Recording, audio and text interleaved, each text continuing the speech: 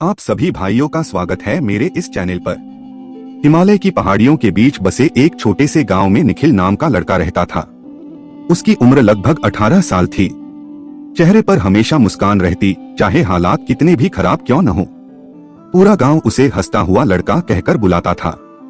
लेकिन एक दिन ऐसा आया जिसने उसकी जिंदगी हमेशा के लिए बदल दी।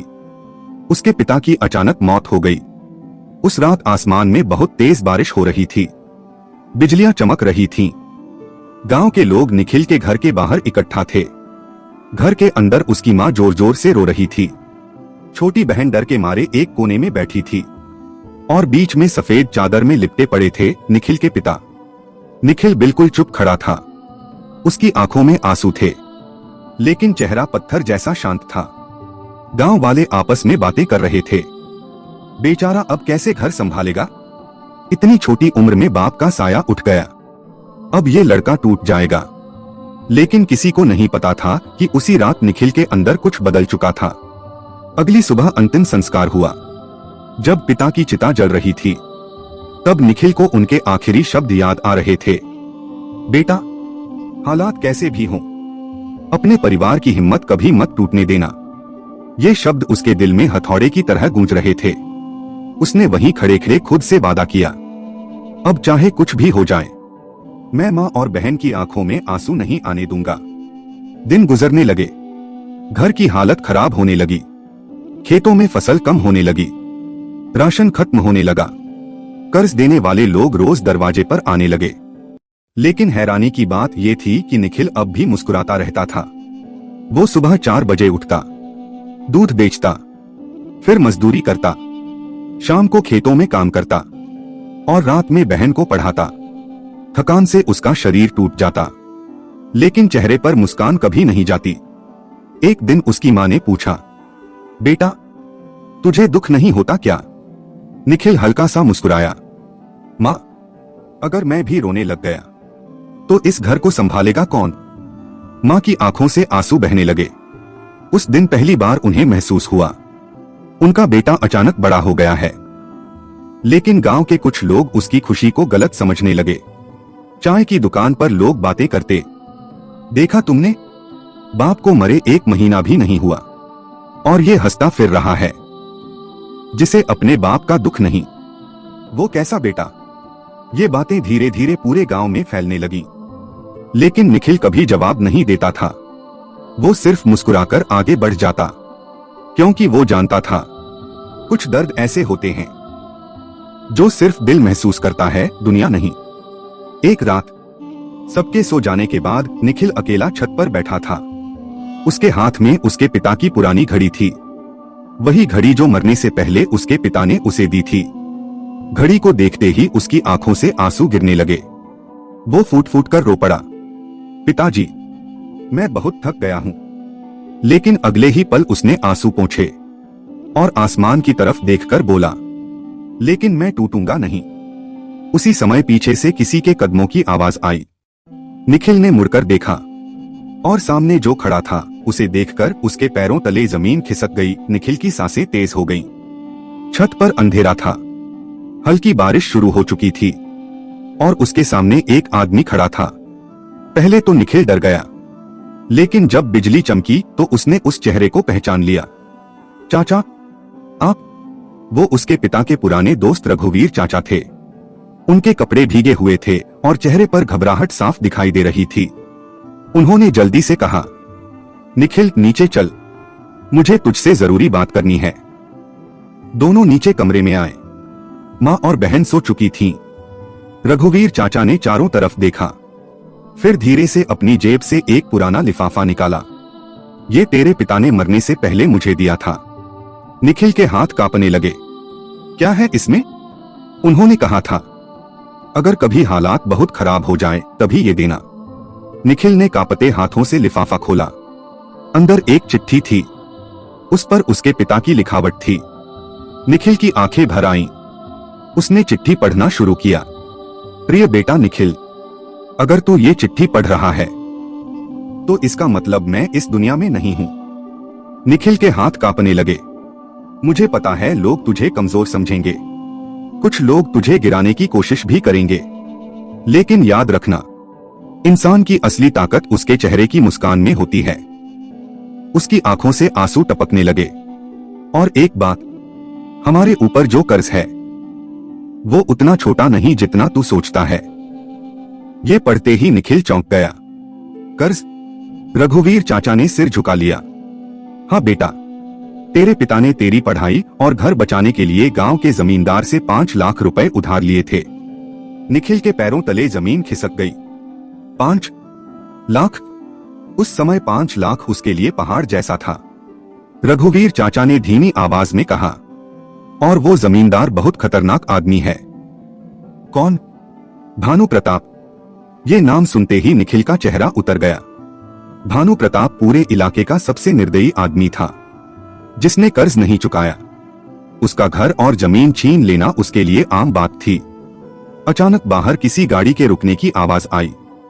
रात के करीब 12 बजे थे। निखिल और रघुवीर चाचा ने खिड़की से बाहर देखा। घर के बाहर 3 काली गाड़ियां खड़ी थीं, और उनमें से उतरा भानु प्रताप। उसकी आंखों में घमंड और चेहरे पर खतरनाक मुस्कान थी। उसके साथ कई आदमी भी थे। निखिल की मां भी आवाज सुनकर जाग गईं। इतनी रात को कौन आया है? तभी दरवाजे पर जोरदार लात पड़ी। धड़ाम!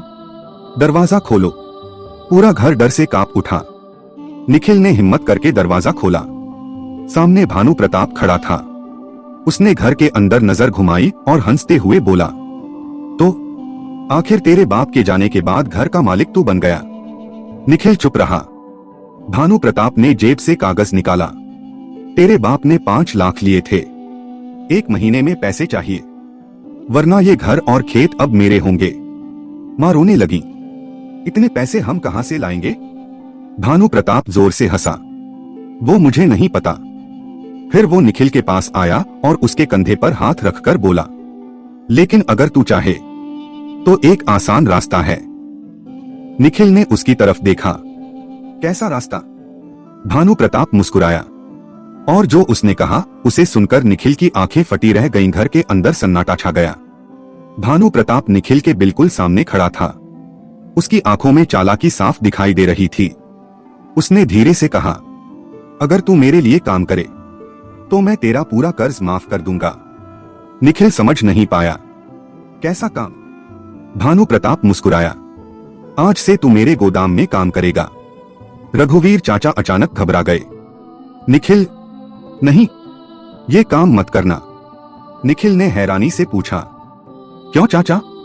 लेकिन इससे पहले कि वो कुछ कहते, भानु प्रताप गुस्से में गरजा, चुप! पूरा कमरा डर से कांप उठा। भानु प्रताप इलाके में सिर्फ जमींदार नहीं था, वो चोरी, तस्करी और गैरकानूनी धंधों में भी शामिल था। उसके गोदाम में रात के अंधेरे में ऐसे काम होते थे जिनके बारे में कोई खुलकर बात नहीं करता था, लेकिन गांव वाले उससे डरते थे, इसलिए कोई उसके खिलाफ नहीं जाता था। भानु प्रताप ने निखिल की मां की तरफ देखा। सोच लो, या तो 1 महीने में 5 लाख लौटाओ, या फिर घर छोड़ने के लिए तैयार रहो। इतना कहकर वो जाने लगा, लेकिन जाते जाते रुक गया। उसने पीछे मुड़कर निखिल की बहन को देखा, जो डर के मारे मां के पीछे खड़ी थी, और फिर मुस्कुराया। वैसे तेरी बहन बड़ी हो गई है। ये सुनते ही निखिल का खून खौल उठा। उसने गुस्से में भानु प्रताप का हाथ पकड़ लिया। नाम भी मत लेना उसका। भानु प्रताप के आदमी तुरंत आगे बढ़े, लेकिन भानु प्रताप हंस पड़ा। अच्छा है, तेरे अंदर आग तो है। फिर उसने निखिल को जोर से धक्का दिया। 1 महीना, बस 1 महीना, और वो वहां से चला गया। उस रात किसी की आंखों में नींद नहीं थी। मां लगातार रो रही थी। हम क्या करेंगे बेटा? निखिल चुप बैठा था। उसके हाथ में फिर वही पुरानी घड़ी थी। उसे पिता की बात याद आ रही थी। हालात चाहे जैसे हों, परिवार की हिम्मत मत टूटने देना। लेकिन इस बार वो खुद अंदर से टूट चुका था। अगले दिन से निखिल ने और ज्यादा मेहनत शुरू कर दी। सुबह मजदूरी, दोपहर में ट्रक खाली करवाना, रात को होटल में बर्तन धोना। वो दिन में 18 से 18 घंटे काम करता, लेकिन जितना कमाता वो कर्ज के सामने कुछ भी नहीं था। धीरे धीरे उसका शरीर जवाब देने लगा। हाथों में छाले पड़ गए, आंखों के नीचे काले घेरे आ गए, लेकिन गांव वालों के सामने वो अब भी मुस्कुराता था। एक दिन उसकी बहन ने उसे छुपकर रोते हुए देख लिया। भैया, निखिल जल्दी से आंसू पोंछने लगा। कुछ नहीं हुआ, लेकिन बहन उसकी हालत देखकर रो पड़ी। आप अकेले इतना सब क्यों सह रहे हो? निखिल ने बहन के सिर पर हाथ रखा। क्योंकि पिताजी के बाद अब मुझे ही मजबूत बनना पड़ेगा। उसी शाम निखिल मजदूरी करके लौट रहा था, तभी रास्ते में उसे भानु प्रताप के आदमी मिले। उन्होंने उसे जबरदस्ती गाड़ी में बैठा लिया। चल, मालिक बुला रहा है। निखिल घबरा गया। कुछ देर बाद गाड़ी एक बड़े पुराने गोदाम के सामने रुकी। अंदर चारों तरफ अंधेरा था और वहां जो हो रहा था उसे देखकर निखिल के होश उड़ गए। कई छोटे बच्चे डरे हुए बैठे थे। कुछ लोग बड़े बड़े बक्सों में अवैध सामान भर रहे थे और बीच में खड़ा था भानु प्रताप। उसने निखिल को देखकर मुस्कुराया। स्वागत है। निखिल गुस्से में बोला, ये सब क्या है? भानु प्रताप उसके करीब आया। यही वो काम है जो तुझे करना होगा। निखिल पीछे हट गया। मैं ये गलत काम कभी नहीं करूंगा। भानु प्रताप की मुस्कान अचानक गायब हो गई। उसने धीरे से कहा, फिर अपने घर को आखिरी बार देख लेना। निखिल की सांसें रुक गईं, क्योंकि उसी समय भानु प्रताप ने अपने आदमी को इशारा किया और अगले ही पल मोबाइल में जो वीडियो चला उसे देखकर निखिल के पैरों तले जमीन खिसक गई। गोदाम के अंदर सन्नाटा था। भानु प्रताप ने मोबाइल निखिल के सामने कर दिया। वीडियो चलते ही निखिल की सांसें अटक गईं। स्क्रीन पर उसकी माँ और छोटी बहन दिखाई दे रही थीं। दोनों घर में अकेली थीं और घर के बाहर भानु प्रताप के आदमी घूम रहे थे। भानु प्रताप धीमी आवाज में बोला, अगर तूने मेरी बात नहीं मानी तो तेरे परिवार के साथ क्या होगा सोच ले। निखिल के हाथ कांपने लगे। उन्हें हाथ लगाया तो भानु प्रताप जोर से हंस पड़ा। तो क्या करेगा तू? उसकी आंखों में डरावनी चमक थी। गरीब आदमी का गुस्सा अमीरों के जूते के नीचे दब जाता है। निखिल का खून खौल रहा था, लेकिन वो मजबूर था। उसने पहली बार महसूस किया, गरीबी सिर्फ जेब खाली नहीं करती, इंसान की ताकत भी छीन लेती है। भानु प्रताप ने उसके कंधे पर हाथ रखा। आज रात से काम शुरू।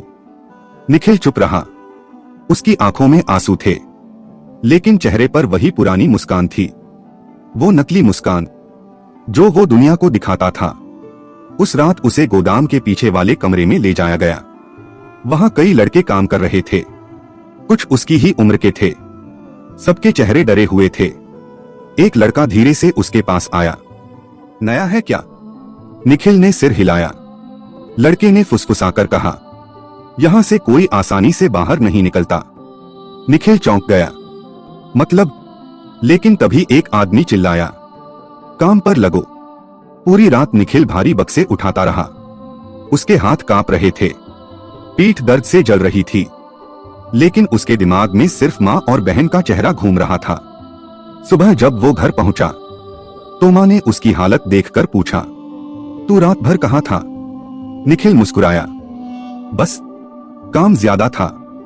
लेकिन माँ समझ गई थी, उनका बेटा कुछ छुपा रहा है। दिन गुजरने लगे।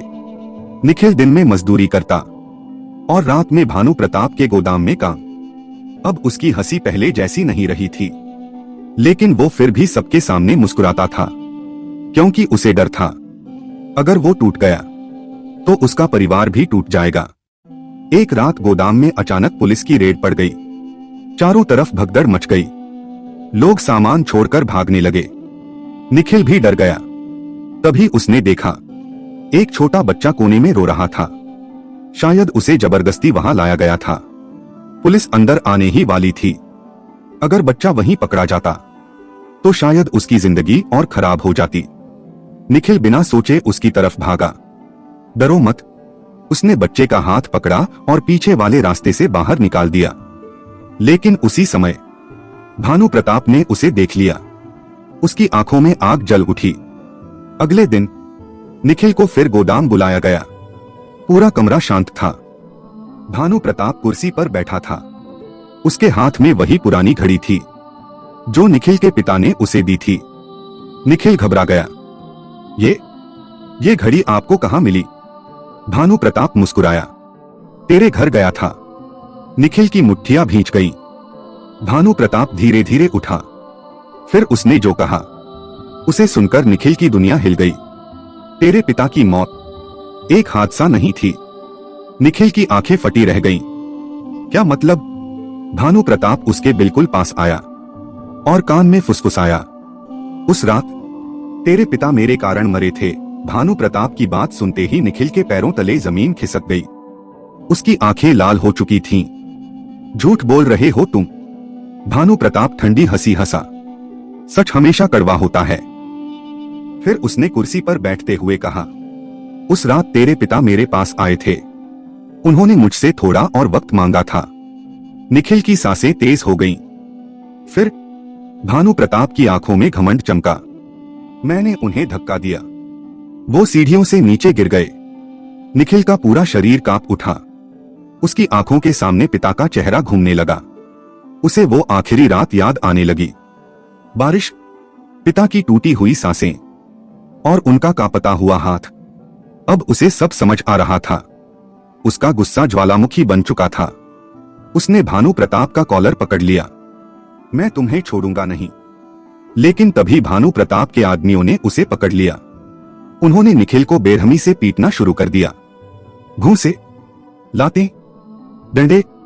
कुछ ही मिनटों में निखिल खून से लथपथ जमीन पर पड़ा था। लेकिन हैरानी की बात, उसके चेहरे पर अब भी हल्की मुस्कान थी। भानु प्रताप चिल्लाया, इतना मार खाने के बाद भी हंस क्यों रहा है? निखिल दर्द में भी मुस्कुराया, क्योंकि तुम मेरे शरीर को तोड़ सकते हो, हिम्मत को नहीं। भानु प्रताप गुस्से में आग बबूला हो गया। उसने बंदूक निकाली। पूरा गोदाम शांत हो गया। आज तेरी कहानी खत्म। लेकिन उसी समय बाहर पुलिस की गाड़ियों की आवाज गूंज उठी। सायरन चारों तरफ फैल गए। भानु प्रताप घबरा गया। पुलिस यहां कैसे पहुंची? तभी पीछे से आवाज आई, क्योंकि इस बार सच छुप नहीं पाया। सबने पीछे मुड़कर देखा। वहां रघुवीर चाचा खड़े थे। उनके साथ पुलिस थी। असल में जिस दिन निखिल ने उस बच्चे को बचाया था, उसी दिन उसने चोरी छुपे गोदाम के सारे वीडियो और सबूत रिकॉर्ड कर लिए थे और वो सब रघुवीर चाचा तक पहुंचा दिए थे। पुलिस ने पूरे गोदाम को घेर लिया। भानु प्रताप भागने लगा, लेकिन निखिल ने आखिरी ताकत लगाकर उसका पैर पकड़ लिया। भानु प्रताप नीचे गिर पड़ा। कुछ ही सेकंड में पुलिस ने उसे गिरफ्तार कर लिया। जाते जाते भी वो गुस्से में चिल्ला रहा था, गरीब लोग कभी नहीं जीतते। लेकिन इस बार निखिल मुस्कुरा रहा था, सच्ची वाली मुस्कान। कुछ महीनों बाद भानु प्रताप को उम्र कैद की सजा हो गई। उसकी सारी अवैध संपत्ति जब्त हो गई। गांव में पहली बार लोगों ने चैन की सांस ली। और निखिल, उसने फिर से मेहनत शुरू की। लेकिन अब डर खत्म हो चुका था। उसकी बहन ने पढ़ाई पूरी की। मां की आंखों में फिर से सुकून लौट आया। एक शाम निखिल अपने पिता की तस्वीर के सामने बैठा था। उसके हाथ में वही पुरानी घड़ी थी। वो हल्का सा मुस्कुराया और बोला, पिताजी, मैं टूटना चाहता था, बहुत बार रोना चाहता था। उसकी आंखों से आंसू गिर पड़े। लेकिन अगर मैं टूट जाता तो मां और बहन बिखर जाते। उसने आसमान की तरफ देखा, इसलिए मैं हमेशा मुस्कुराता रहा।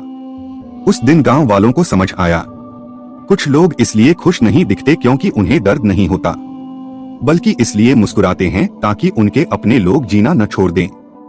अगर आपको ये कहानी अच्छी लगी हो तो मेरे चैनल को लाइक और सब्सक्राइब करना मत भूलना।